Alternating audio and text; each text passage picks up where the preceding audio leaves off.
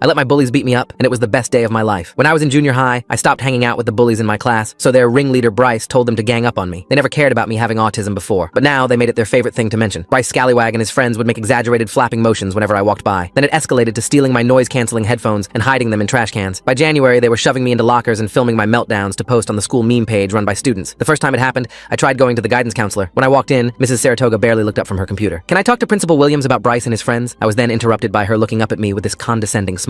"I know exactly what you people do, always thinking that normal teenage interactions count as bullying, always looking for attention." I swear I thought she was pranking me, but then she handed me a brochure for communication skills and went back to filing her nails. I smiled, because I had an ace up my sleeve. Principal Williams was my dad, but her dismissal made me realize something. If the guidance counselor wouldn't believe me without proof, maybe my dad wouldn't either. He was always so careful about showing favoritism at school. That's when I hatched my plan. I started crying more visibly when they pushed me. I ate lunch alone in predictable spots where they could corner me. I accidentally walked down empty hallways when I knew they'd be there. I documented everything in a password-protected folder on my phone. Screenshots of the meme page, blurry recordings when I could manage it. Bryce got bolder. He went from shoving to actual punches. His sister Kayla would hold my arms while he'd practice his boxing moves on my stomach. His best friend Connor liked to dump my backpack in the toilet. They thought I was too scared and weak to tell anyone. But after a few weeks, I finally had enough evidence to tell my dad. That night, I felt like a kid waiting for Christmas morning, because I knew my dad would destroy them. I woke up before my alarm and strolled downstairs with a confidence I'd never felt before. My dad was already there, making pancakes with smiley faces like he used to when I was little. I sat down with a huge smile. "Hey kiddo," he exclaimed. "I have something that I've been keeping from you," he said, flipping a pancake. "I'm in the process of retiring, and it should kick into place soon. They're making the announcement at school today." My fork stopped halfway to my mouth. He continued, practically bouncing with excitement. "With the retirement package, we can finally afford that Disney cruise you've always wanted. 7 whole days, just our family." I forced myself to smile and squeal about the cruise while my stomach dropped. Without Dad as principal, I had no nuclear option. My evidence meant nothing if he couldn't do anything about it. At school that day, I sat in the bathroom trying not to panic. Then I overheard Bryce and his friend talking by the sinks. "My mom's totally going to win the school board election. Her whole platform is about stopping bullying. She even got that news station to interview her." That's when it clicked. Mrs. Scallywag, Bryce's mom, was running for PTA president on an anti-bullying platform. The irony was so perfect I almost laughed. The election was in 3 days. I spent those days being extra pathetic, extra vulnerable. On election day, I waited by the gym after school, knowing they always went there to vape. When Bryce saw me alone, his eyes lit up. "Look who's asking for it," he said, cracking his knuckles. Connor and 2 other guys formed a circle around me. I didn't fight back. Not when Bryce's fist connected with my eye. Not when Connor kicked my ribs. Not when they took turns seeing who could leave the biggest bruise. Instead, curled up and took it with a chaotic excitement pumping through my veins. They left me there when they got bored. I waited 10 minutes before limping towards the auditorium. My face was swelling. My ribs screamed with each breath, but I had a huge smile on my face. The whispers started immediately. People pointed at my black eye. Someone gasped. I walked straight to the front where the current board members sat. "Mrs. Scallywag says she'll protect kids like me," I said loudly enough for everyone to hear. "But her children, Bryce and Kayla, did this to me yesterday. Your son beat the crap out of me, Mrs. Scallywag." The auditorium erupted. Full story on channel, link below.